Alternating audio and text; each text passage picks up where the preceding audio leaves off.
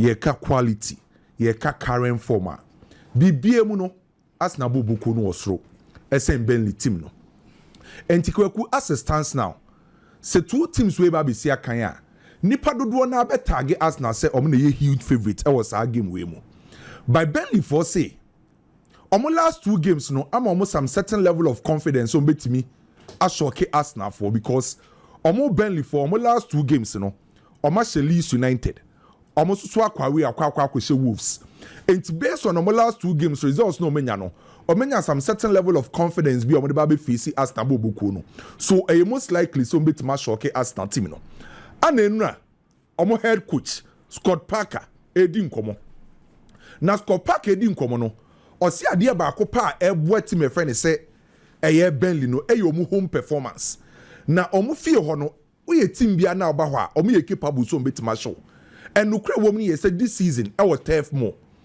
only Liverpool team no and team akwa Burnley e was tough more and mpokra ne sa one win na Liverpool konya ye no obi o hwe game ni bi ehun how our Liverpool for e cost of fire e was tough more and no ma consider just 2 goals e was tough more and to say what the score Parker e kana e was tough more Burnley ankasa efie no omu show say sa oni omu si akan a dine so be show mo e wo mu fie and adia e boa Burnley for e was tough more e wo mu fie no e flexibility say Burnley able of you or tough more untimi predict your style of play untimi predict lineup untimi predict system on the room because of flexibility na e ye omunya e wo tough more no enti say we Arsenal emfa ho say Arsenal wo yase form emfa ho say Arsenal wo enough quality no say be den the man Arsenal so be predict Burnley for no because of flexibility no omo e wo tough more munya then omo defensive adaptation say omo bo ofia omunim se omuntim kese bi ahia e den so betima open up any side team nabo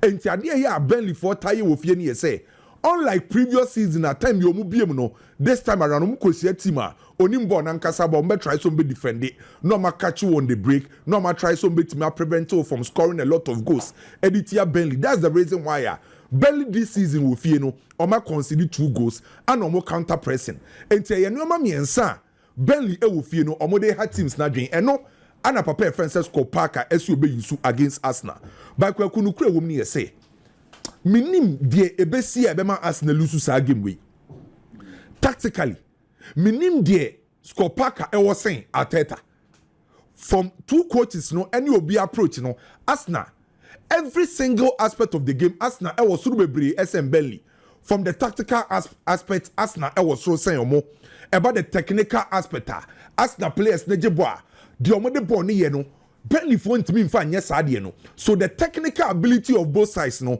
unse Arsenal for no suru bebre ese ntime friend say Burnley so watch the mental aspect say watch the month of October no etwem no obi ntimi nse Arsenal on consider goals so ra game ni mentally or your sound na adwimu do omo players the pressure enu omo so enti every single aspect of the game ni nyina e favor Arsenal boboku no so Scott Parker kasa Burnley for 10th more omo ha adwen de by me ogidi ese game de beba wie no na Arsenal timi akwa akonya the 3 maximum point because bibi o football mu say no Arsenal e was so SM Burnley and me expect Arsenal say do omo ye in the month of October omo games omo boy no bi ntimi amfa bo anto omo team no playing against Burnley with 10th more no e away game me expect Arsenal win na Arsenal say keep a clean sheet so sa game ni kwaku meko win e di ama Arsenal ahead of a Burnley game na be ko so with 10th more ukopie ma Nottingham Forest at nefie no money Manchester United abo se uhwe 2 sides here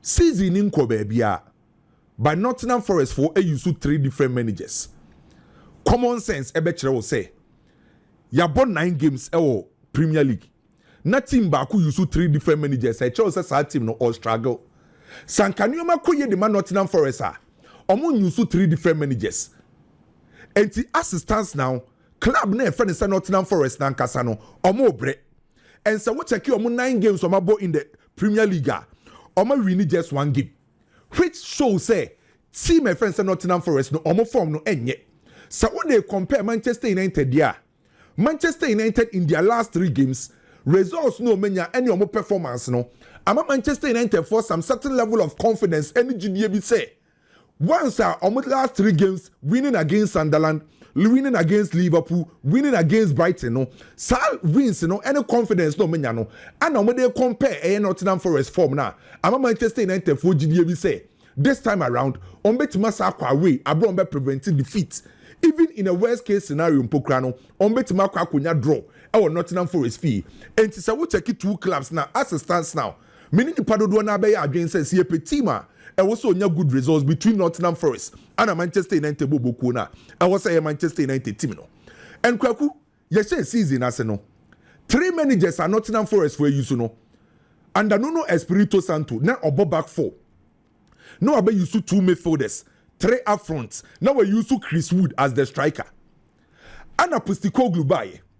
Oba no bese Sanyoma kakra try say obebo 3 back. And they say Shonda is swaba. Shonda is so by no. Also so ara revert here over 4 back. I know you Douglas Lewis and Elliot Anderson as the 2 central midfielders. Now I bought Dan Ndoi. Any a branch friends are Hudson Odoi ewo ring so because say Chris Wood ewo injury intino or you Igor Jesus as the number 1 and number 9.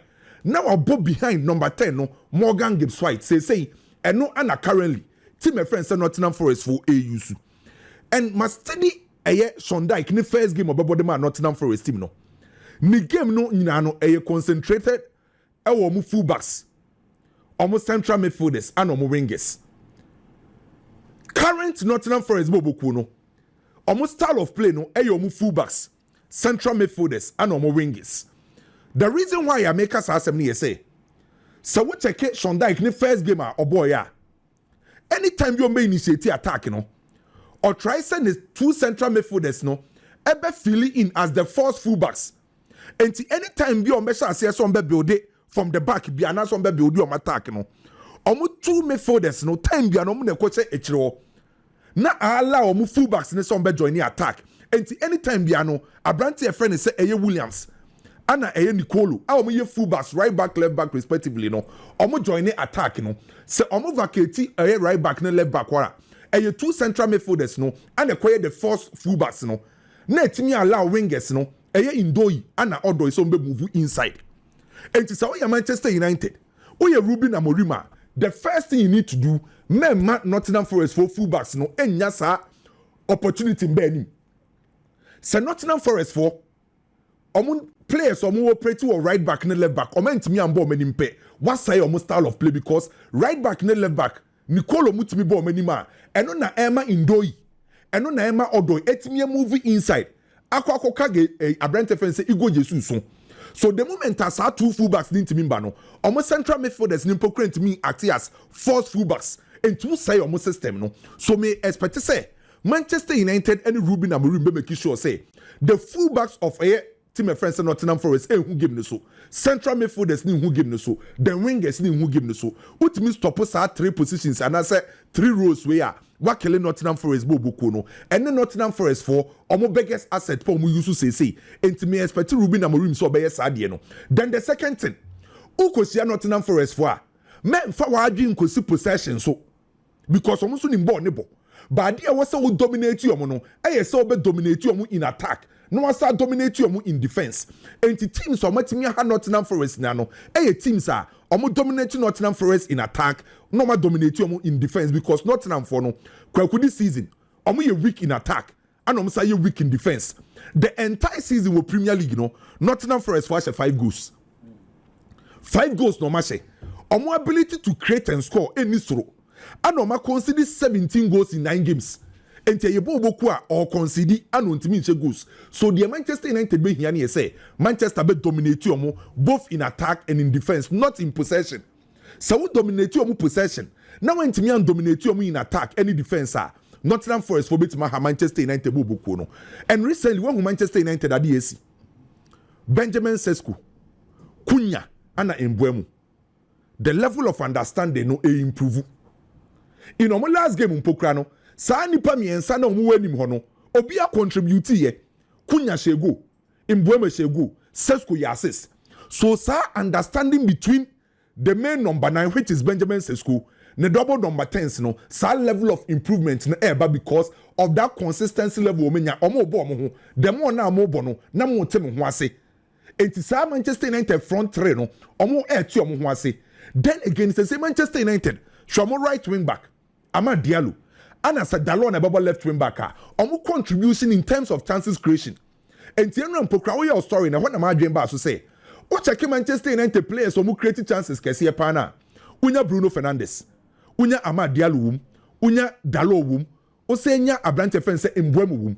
And say Manchester United ono front three no ye will be o create that's Mbwemu ho. Or a right wing back in the shape of Amad Diallo will create the Manchester United. Almost saying a left wing back in the shape of Eye Dalo or create. And almost a central midfielder in the shape of Bruno Fernandes or Sa create. So Manchester United level of creativity no kosro. And then so much say almost goes no. Because adia bakwa na eha Manchester United pani say ombe creative by na goals nimba. By say Manchester United asha say almost goes no. And to him say kwaku Premier League na yabo 9 games no. Every single game, averagely, team and SG nature say expected goals. I was wrong. Liverpool 1.72 averagely. The next club, Manchester United 1.66. And Manchester United for last 3 games, almost a minimum of 2 goals. Omo against Sunderland or say 2. Obo Liverpool say 2. Obo Brighton or say 4. So Manchester United in their last 3 games, minimum of 2 goals. You meet to be the 2 opponents, not name. The Manchester United be here say. Manchester ebeye clinical and how I say defensively omo perform no good for Manchester so mo defend here when omo double number 10 no omo very instrumental the Manchester United off the ball Mbwemu anebo as the right sided number 10 Manchester lusu ball na Mbwemu no ball as a right sided number 10 no obe protect the right wing back Amad Diallo now as cover the right sided number midfielder Casemiro. And today we say less pressure on Casemiro, less pressure on Amad Diallo. And at the left sided number 10, Cunha. Also protecting the left wing back, Dalo. And also Bruno Fernandes, defensive cover. And they say Manchester United team in Ankasano, defensively, you want some certain level of improvements. The Manchester United be here game now, mentality of the approach on 3 previous game. No, that team spirit, that confidence, that organization, on the last 3 games. No Manchester United be here sadie no se Manchester United nya sadie na Manchester United be Nottingham Forest in a worst case no obetima kwa peke a draw so based on Manchester United current form make a win or draw e ama Manchester then to Chelsea equal away to Spurs kwaku 2 clubs are omunimo ho pay Spurs enim Chelsea susu nim Spurs because if it's in 1909 and a Chelsea in Spurs ebo first game 1909 and omo first game from 1909 ebesine omo 179 games between these 2 clubs out of 179 games no say a league a FA Cup a League Cup no Chelsea every nimu bako nko 81 Spurs every ni bako nko 55 and a draw PM no 43. So 1909 ebesine no clubs are oma bom ho pay by the dominating yonko pano Chelsea bobuku no. So historically between Chelsea and Spurs the dominating yonko kese no Chelsea bobuku no. Oyi history ne to nchen kwaku be check omo recent performance. Nansen Spurs and Chelsea here etai ko himfa. And kwaku himself from 2021 ebesine about 12 games. Spurs are Chelsea one back up. From 2021, ABC and Spurs ne Chelsea about 12 games. Spurs are winning back. Chelsea are winning 9 and a about draw. So recently in Pokrane, Chelsea start dominating Spurs. Me patranya be a game never cost over hemfa. Spurs a crew. Spurs and the home team. And the team be able fear. Who expected say team never dominating the opponent. But we could say now saying Chelsea sa cost Spurs fear Chelsea could dominating Spurs was Spurs fear. So the last 6 games are cost between Chelsea and Spurs. Was Spurs and Casa fear no Chelsea are winning move 5 Spurs are winning back. And the Chelsea cost Spurs fear Chelsea sa could dominating Spurs bobuku no. And the game back records history no facts and figures nature say team back Chelsea China Chelsea type bono enfa ho ne Chelsea form no Spurs bobuku no. So all the records, any history, no, at the Bema Chelsea say, Oshia Spurs are on slow Spurs. Now, by the current form of both clubs, league na yebo no Spurs and Chelsea when na wa ahoden when na so far the performance no wasoro enkwaku sa obe check 9 games ayabo in the Premier League.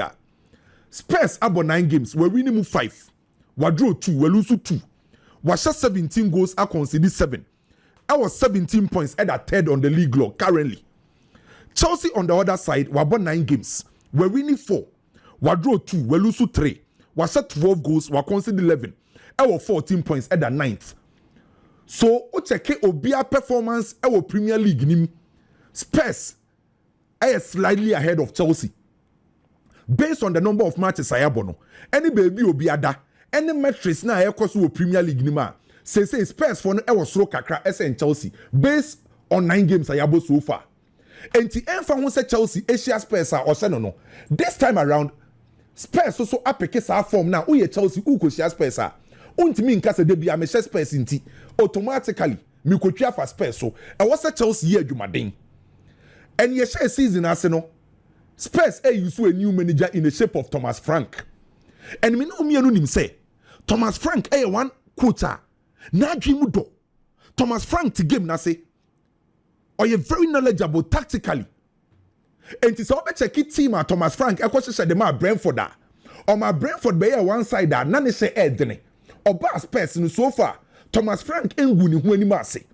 enkwaku Thomas Frank eba Spurs no our 4 attacking approach or use was Spurs bobo kunim o ye Chelsea fan atie ni de me be kan nyina be si wo game nim Spurs echo Thomas Frank or attack here our 4 attacking approach de di kan aye say obe try say obebo expansive football obe use no weight ne more and so weight no aye ni fullbacks and the wingers no mpacho e beba ho aye ni fullbacks no and the wingers no and this ade ne edeba Thomas Frank ne expansive football no obo no aye ni fullbacks and the wingers in edeba omo be expand no their creative space the next thing up a direct and vertical play enti time bi an either so be call long and also be ma vertical passes that's the second approach in terms of an attack no the third thing aye say obe overload opponent wins the fourth thing aye so be use set pieces and kwaku sa nyoma for we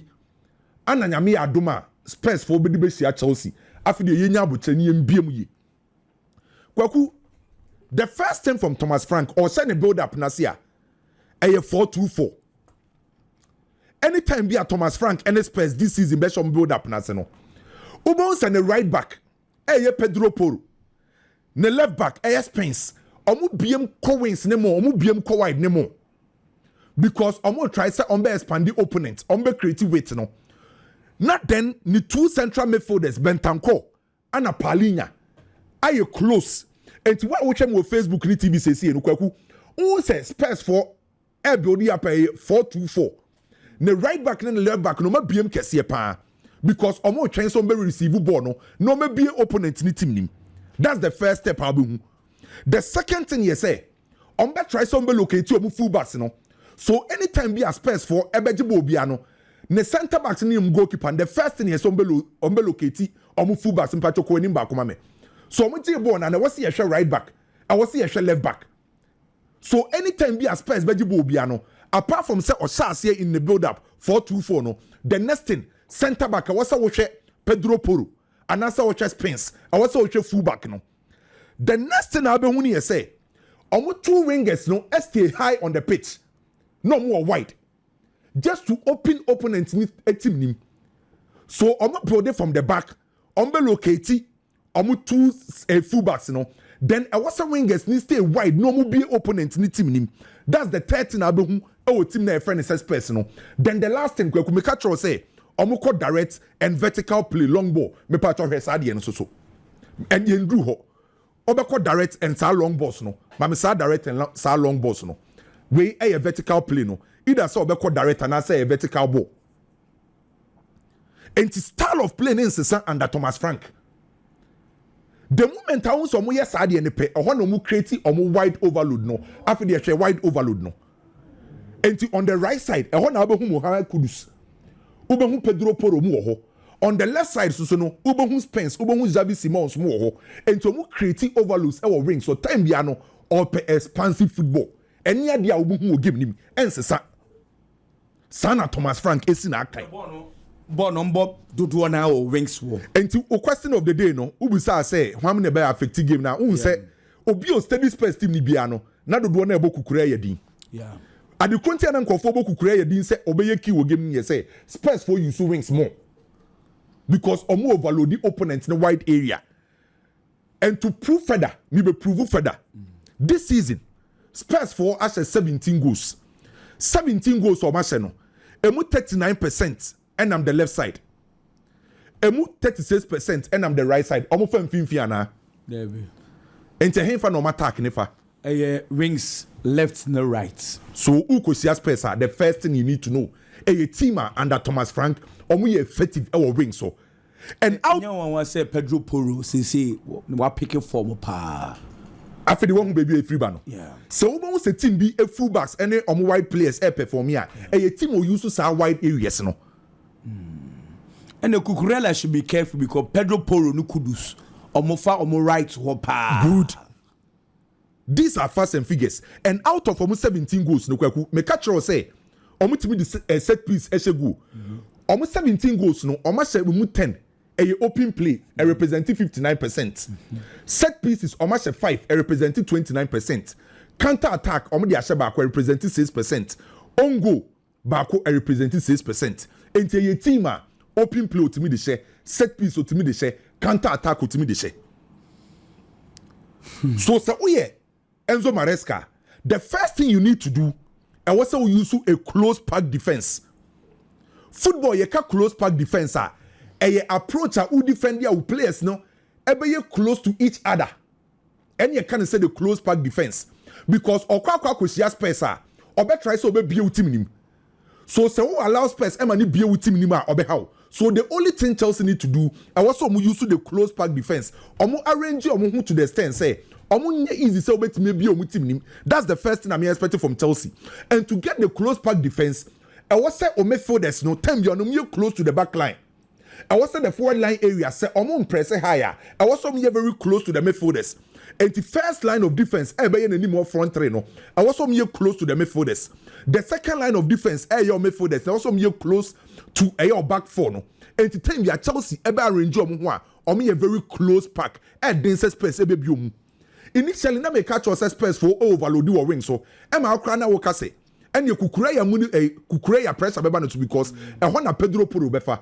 Ahona kudus ebefa enti se obi creating overload akwaku football nim de ye se who creating overloader me so me creating burden channel se who creating overload on me a was me so me creating a channel also be bre ene ye kan burden channel no enti the moment abon say Spurs e creating sa overload no who expected Chelsea so be creating burden channel enti kukura ya ho no enkoye kukura yankwa na wase otimi defend against kudus ho na nanka pesa me ba ho because as I say ye say Chelsea defender wuntimi nya adwuma no nko ama kukurela good nti are you going for an offensive left winger na say obekọ for a defensive left winger eyenuoma mienu okay se coach na e friend Enzo Maresca decide say on my pressure on pressure beba kukure ya so and Amalo Gusto obebo right back and obi obebo right back na or two options either say obe press opponent ni full backs and say onya emba na nim bebre okay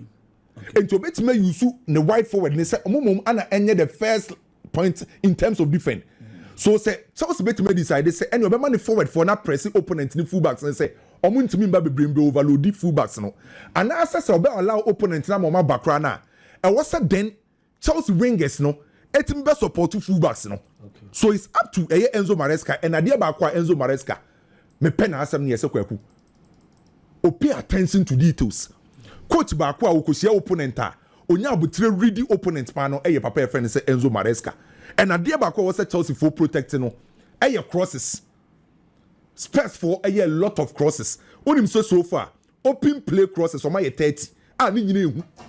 And again, crosses a free fan eba wings. Enti ye memo omo nya omo sa crosses no. Then Mohamed Kudus beba ni free row. And you can say freedom with purpose. Yama free row by making sure sa oje ball ni bia o de be ye bibi. Enti Kudus wa check Spurs boboko na. Otimi movie into every channel.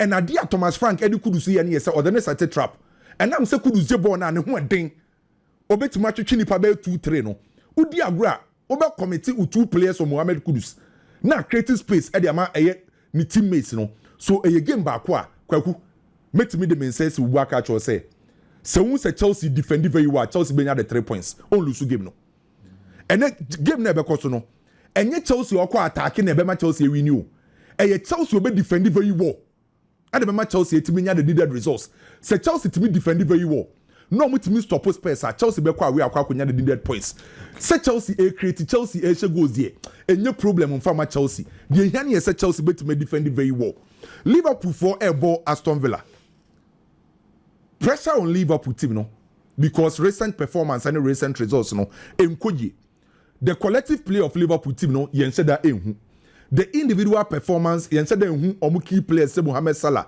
and the guys no say the initial na me catch no akwa koye Szoboszlai na hu say wa peke eye Ekitike and wetimi apeke playing against Aston Villa kwaku Liverpool be here sa win way because the next 2 games that Liverpool for enemy no heading against Real Madrid and against Manchester City.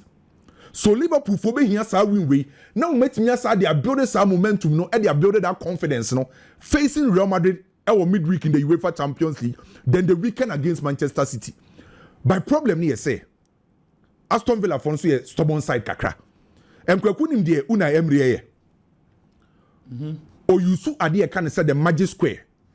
Magic Square no the last time you say a coach used to be any team be used to be pay effective pano was in 1994 World Cup Brazil kwakwaje no omo use Magic Square 4-2-2-2 enti se wo kosia Aston Villa bia na kwaku the first thing ubehu ne say ubehu Onana ne Kamara say 10 bia no in the central midfield on be form a 2 our defensive line enim omanim ho 2 no wingers na nka was omo provide weight no omo move over inside esa be form 2 in front of omo 2 deep central midfielders no ana de obo as a number 10 ya branch defense Morgan Rogers no obekọ nanim no akwa Oli Watkins so ene ye kan say 4-2-2-2 Magic Square eno ana Aston Villa for use so Liverpool for betima win game na I was Liverpool for dominating the central midfield area how are Unai Emery ne Aston Villa ball mo ball no kwaku Liverpool for ntimi an dominate omo mfimfin a on be Liverpool team no because omo ball no omo ball nyina kwaku ha senso menya ya attention ehin for na Aston Villa omo action zone wo kese pa middle ho na yesen 41%. enti o check omo action zone kire baby a team ni tadi omo dwuma omo operate kese pa enti the entire season Aston Villa for baby omo tadi na di omo dwuma kese pa no eye mfimfin 41%. So in this case say Liverpool for bet menya good results how our Liverpool for ebe dominating Aston Villa for our the central midfield area. So a game back already Szoboszlai our form me expect McAllister so benya ni day Gravenberch every injury but so be say me expect so benya ni day say Florian Wirtz na bebo so me expect say Liverpool for etimi dominate omo mfimfin then Liverpool for bet menya omo good results over here and any problem no asamo but baby edu na wose Liverpool ye entimi mba say or say be lose na obedo against Aston Villa enkobo Liverpool team no enti wo so munya sa race no ma membo boss de no so na Biggie so mbra Real Madrid ne Valencia de kwaku say wo say Barcelona confidence or camp no was so motivation was so team spirit was so playing against Valencia me expect Real Madrid say on be de hu hia to get the 3 maximum points because Valencia and Ankasa this season kwaku out of 10 games over the Spanish Premier La Liga we winning 2 or the 18th on the league log enyebo boko wo form ana on my way performance very poor out of 15 points were away Valencia nya just 2 Real Madrid wo fie 5 games awabo wo fie ni nyina no winning ni nyina enti venue ba kwa Valencia ko ho a edin so ba ko hye no Valencia ebo a flat 4-4-2 na weja Danjuma ana Lucas Beltran wanim ho no makọ direct the Real Madrid fo be hia na yese omo leave spaces wo metro because opponent no ebe ko direct e de akwa koma Danjuma wo that power Beltran wo that power when leave space we kire ho na u control game na Real Madrid bet menya the 3 maximum points Militao form no wo soro or the calmness any leadership be at the about Real Madrid the show Oba Dinhausen as the centre back of progressive one at the Real Madrid in terms of a build up phase no Oba Benya Brante friends Alvaro Carreras on the left side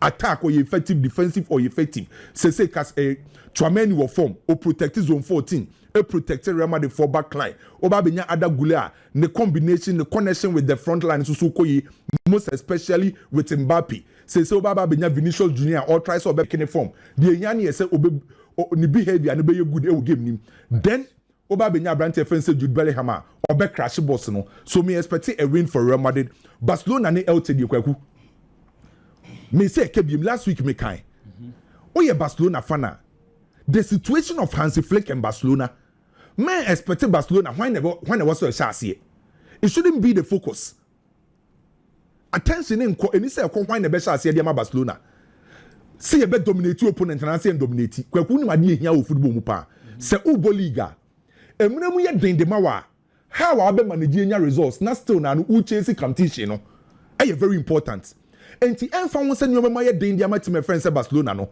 de hia ni se obenya results na still na no chase Real Madrid by se nyoma mu ye den na wunya results na o te ba form so say focus ni nyina ye say e was Barcelona team nya results na against Elche so far Elche for no kwakwa mo mfe ba li ato omo da ba 9th or so e league log ne so and omo ba 5 back so definitely 5 back number bono omo try say omo stay wo matchro no ma try so omo beat Barcelona for high line no say Barcelona a pressing game ni any so pressing game any na opponent e be too high line the most important thing you say crabo ne che me lose ball no ulusu ball ni bebre opponent no e be too high line no me expect a win for Barcelona enye kwan na be chance enye style be na Barcelona bebo eye kwan be so na Barcelona be fa so win game no Barcelona LT a win for Barcelona Bayern and Leverkusen so Bayern form mu kwaku meko win e de ama Bayern bobuku no nyame nhyira okwame ya to so Biggie yenantie kwaku Liverpool boss Aston Villa na one gamer Liverpool is in a very difficult moment but adia ba kwa minim wo wiase na me hu say difficult moments should bring out the best in men. Difficult moments should always bring out the best in men. Emre mu oden, emre mu nye no. Sa brene na isese nipa wotena se. Now reflecting on everything, now taking the right decision and the right step, and I said the next step no should be the right one. Ebe buana se sa niema di amount. Inti emfa won se niema nko yie mfa ma Liverpool no. Emfa won se mo ya din di ama Liverpool no. This is the time a Liverpool coach any players and ebe tena se no ma take a decision ebe bua. But the big question is, football is a sport you are competing with other people. You only be in a park and so abo. Omo ne be tena se ahwe. Se for almost the moment, first Sanyema na that is a no. 18 as much obepe, so be taking the right decision na nema se sama no. O kwa chia nkrofo a. Omuntu to feel say they have to take the right decision almost so nema na ekoye de mo no. Eto aso na ekoye de mo saa. You look at the two coaches. Omo baba bishia. In moments like this, coaches play a key role. And throughout a year, Juma, yes, Mijitum.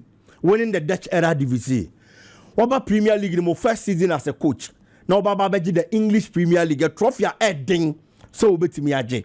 No Baba Beji in our first season.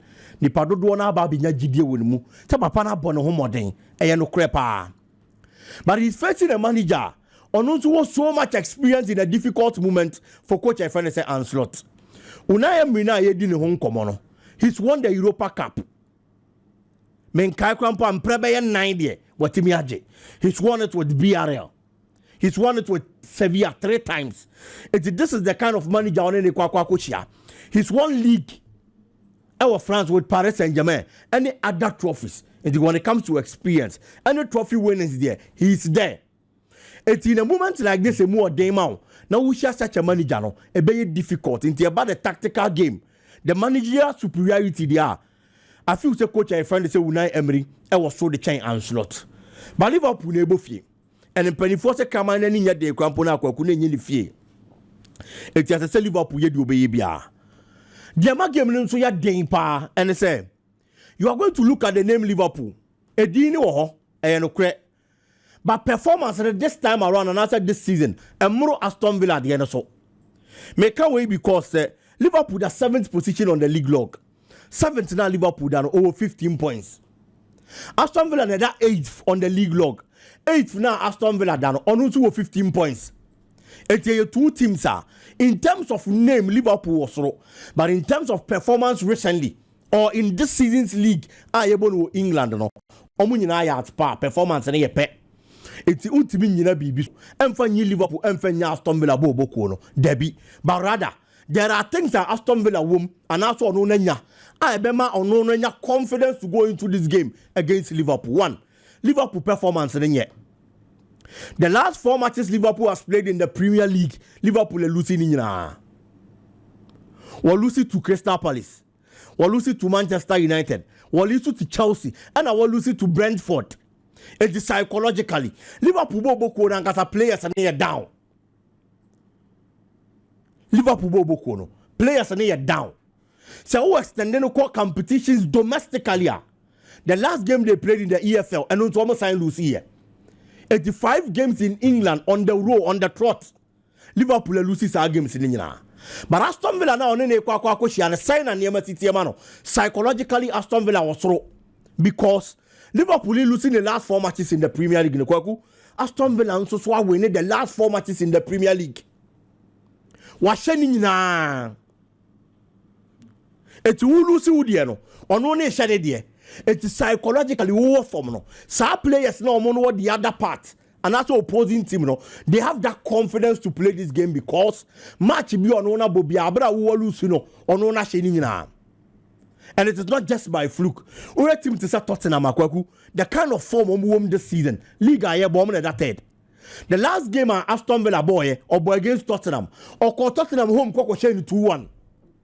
It is not as if say a side be a team so mo yanke to Premier League no and our show mo keke debi. Within that 4 matches run, our winning in no. Was team this season the more was to change Liverpool there. And the confidence, any momentum, I gather the couple games no. Or more the was through the change Liverpool there no. Ora game anymore. Adia ba kwa Liverpool for seasons now. Nobody two of Muhammad Bosti pa. The partnership in the Liverpool defense. Almost 4, almost 5. Virgil van Dijk, any Konate. This has been some sort of partnership over the years from Jurgen Klopp time. So strong. I build the Baba Messi and slot first season of the English Premier League. But this time around, this season, the performance of the central defenders of Liverpool has been poor. Series of mistakes. And no more. How they leaking goals.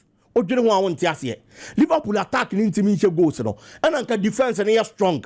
And the defense and they are that kind of defense stopping other teams and also opposing teams from scoring me sure say by this time Liverpool in come ayedi so we lose a lot of matches and can this and come on Debbie. But attack them function no. Defensive setup na are strong. No Liverpool team no home buying. Among concede goals no. And also so weak. This season so far matches are able in the Premier League. Liverpool attack now enyen no 16 goals kwaku. Defense now concede 14 goals. The Liverpool defense now no di bosti omo. So omo defense na strong. Konate ne Virgil van Dijk. Omo ginemu a oya den untimi ntwam untimi nkonkɔhye. That partnership solidity and we actually one of na both team ne ho ban no. This season so far matches are able in the Premier League 16 goals at Liverpool actually omo concede 14. So that power is broken at the back of the Liverpool team. But advantage be Liverpool benyane say and found the ball at Aston Villa and so elbow. Kwaku the attack omo number 9. Nimuno Oli Watkins. So last season, last 2 seasons, the consistency watching the Premier League the frequency rate when it comes to goal scoring. Was through automatic defense. This season, 9 matches in the Premier League, Oli Watkins was just 1 goal.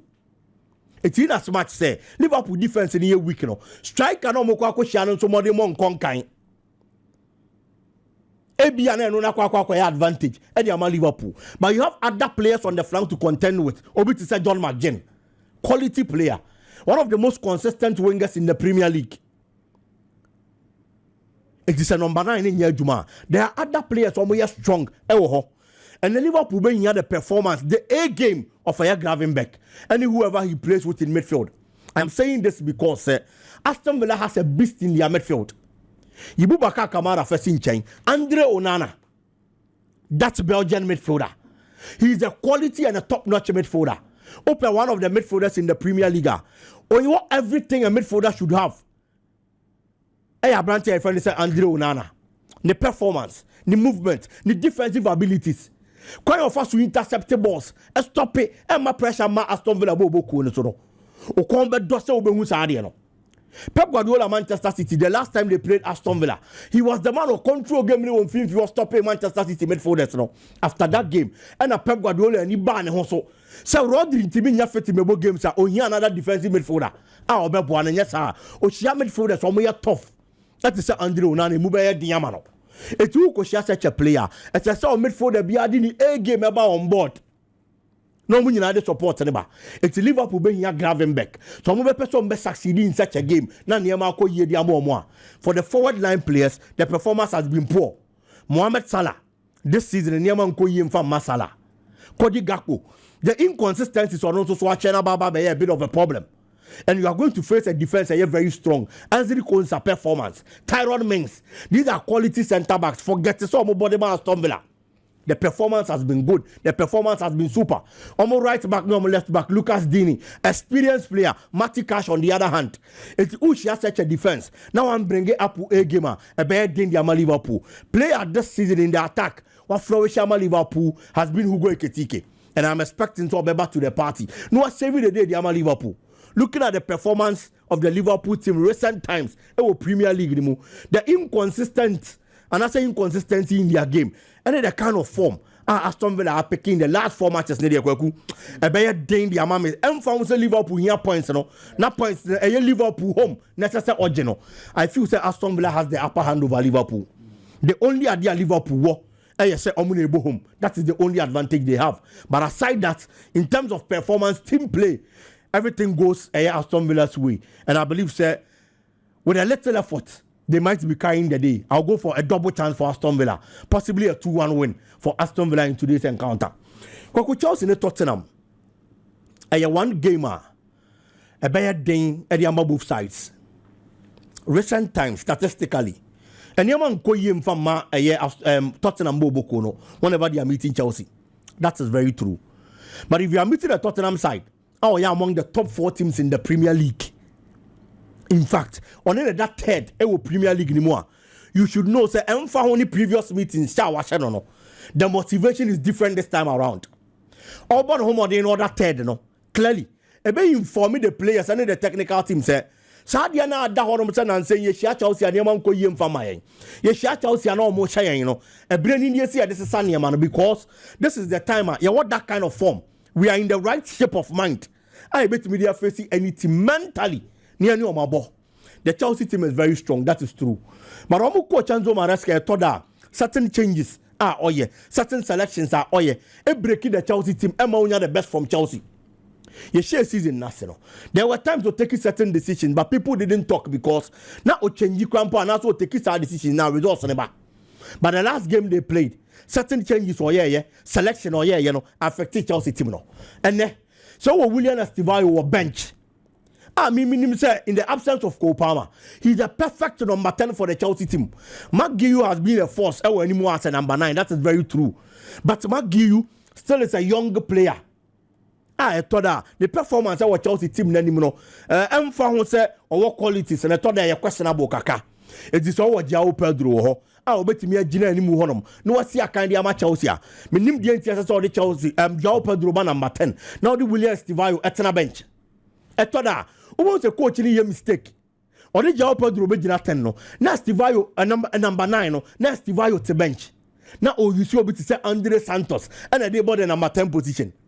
When you have a player, you're very effective in the number 10 position in the shape of William Estivayo.